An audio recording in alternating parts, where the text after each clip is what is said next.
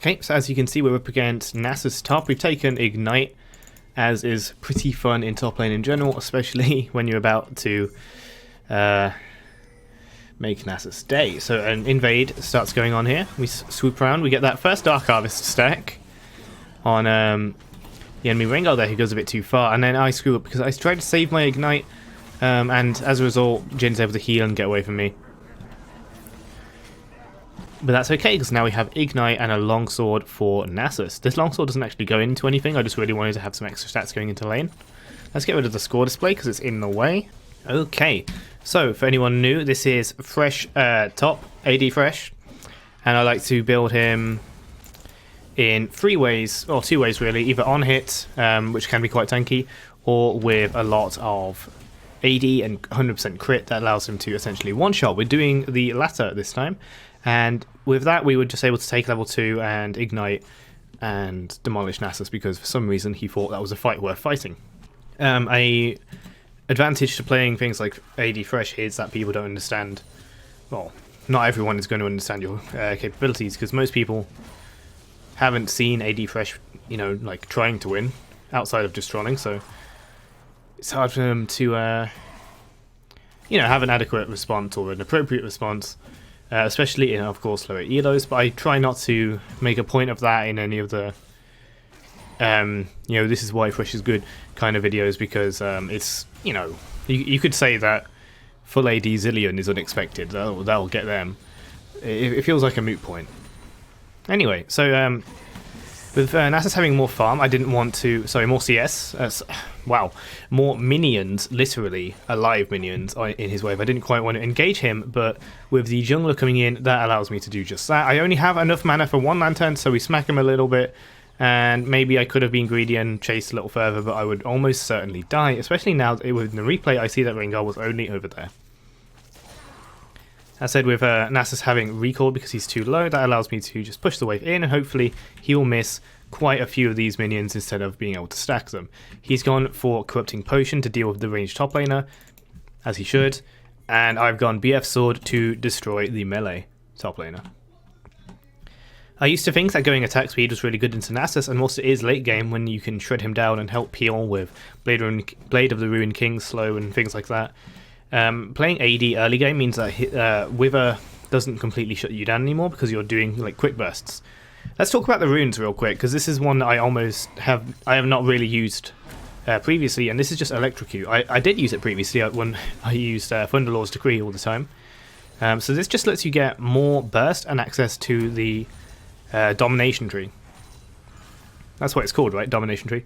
And that gives you access to Relentless Hunter, which is what you want in the AD builds for the move speed. So you can just about reach someone for that last hit on a person. Or Ravenous Hunter if you're going the other way. And it's very versatile, and unlike Press the Attack, it tends not to be... It's easier to proc than Press the Attack, because you don't need free auto attacks, and therefore it kind of scales better when you're not really building attack speed. We build Rapid Fire Cannon, but not much more than that. Okay, with Nasus quite low. 1 hook is all it takes, and then he will do the Walk of Shame into the wall himself. As always, push into the lane to try to make him lose some CS, hopefully get a tower plating. That's why we take Demolish. Taking Demolish alongside Electrocute, so you can quickly, you know, hit and run burst them over and over and over again till they're forced out of lane or dead.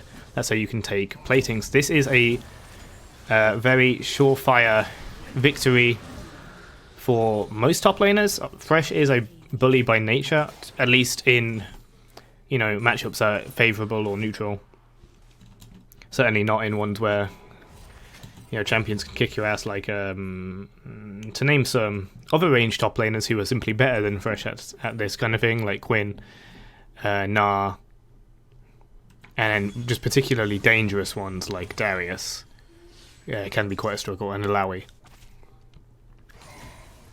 But otherwise, just crushing the opponent really early and getting as many tower platings as possible, maybe even a tower, forcing them to be on the back foot and giving you priority to take Rift Herald with the jungler or alone.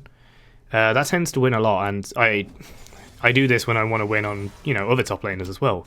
More standard ones like full AD Warwick. I know, not very standard. Aatrox is my more standard champion, even if I might build a little bit of attack speed on him here and there. Okay, so Bit of miscommunication from the enemy team, I think, but that's enough to get me killed because I get very greedy. And though I do manage to flay him away, that extra attack range on his Q is going to get it. I'm pretty sure that's what killed me. Either way, he's going to be able to get away. And he's out of there. That's okay, we're still 5-1 and Nasus is still 0-4. There's no way that that little gank there was going to actually stop the destruction of Nasus. It just prolonged my stay in top lane. Big damage already from the Storm Razor.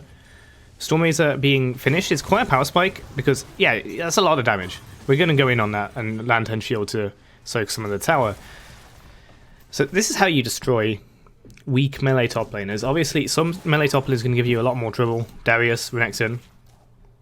Renekton can trade with you without you being able to trade back unless you have Flay Up and you don't mistime it. But someone like Nasus really can't do much back. And this extends to quite a lot of the tanky champions like Poppy and stuff like that. But Nasus has the downside of not even being tanky early. I mean, no one's tanky early, it's just that everyone seems to build Sheen first thing on Nasus, which isn't exactly the best choice, you know, when they have to be on the defensive. So yep, instantly send Nasus away by auto-attacking him once, before realising we should probably help the rest of the team. Our bot lane's not doing too good, Corki was running up, so we're just going to CC him and let Xayah take that. Xayah has 7 deaths, but she's coming back. And I remember playing with this team and they were fairly pleasant, so there's no need to be rude. There's no need to be rude anyway, really. Okay, so we roamed about. We took mid lane as well as top lane earlier through our incessant demolishes. Also going to do a lot of damage to Rengar and let Lux take the kill because he was able to W out of my crowd control. Trying to save Lux, I immediately box onto Nasus so he can't just yeet onto her, but he ends up flashing and withering, and she's caught and she's gone. I actually really want to do this fight. Oh, wait, yeah, I did. Because he goes kind of alone. So that enables me to, yeah, beat him up. Because at this state of the game, like, what's my armor? 72? That's pretty respectable, considering I haven't bought any. So yeah, Thresh's damage in this stage of the game is really good. He can really lay the smack on, like, squishy AD carries and stuff like that. Once they have like lifesteal, it's a little bit of a different story, but until then, Thresh really does lay the smack. And by late game, you'll be doing more like hit and run pokes with your team, you know, catching them with hooks to kill them and poking them down so they are less likely to be in a fight, more so than you are trying to actually 1v1 them. Okay, Xayah died but took 2 people with her. We're going to take a bit more of this tower with Demolish, do some damage, and both of us miss our hooks. The glorious Hook Brothers at it again. But all is good because we still have Demolish up and we can take more towers and eventually an inhibitor. Pike's hooks and my hooks will catch some people. We get a little bit too close to comfort, so we flash out and just about dodge the Corki missile. Okay, and now I'm about to do something fairly stupid. Just for coolness sake, let's turn Fog of War off. Okay. I really wanted him dead. I thought I'd be cool, I thought I'd be cute, but I'm standing in a W, I take some E-procs, and then I take a Triforce to the face. So I die to Corki.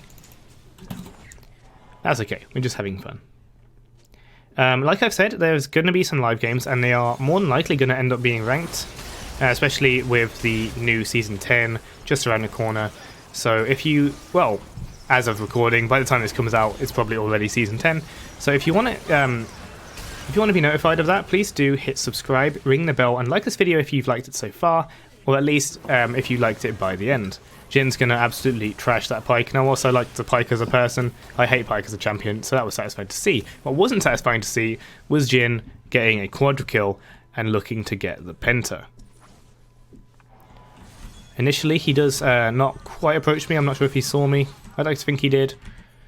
But finally, greed will get to him. If we follow the Jin camera. Like I said,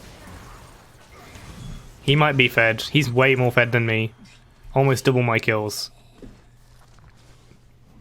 But you don't just poop on Thresh. Thresh poops on you. considering we have very similar items, the crowd control, the armor, and I was going to say Thresh base stats. What base stats? He has no base stats.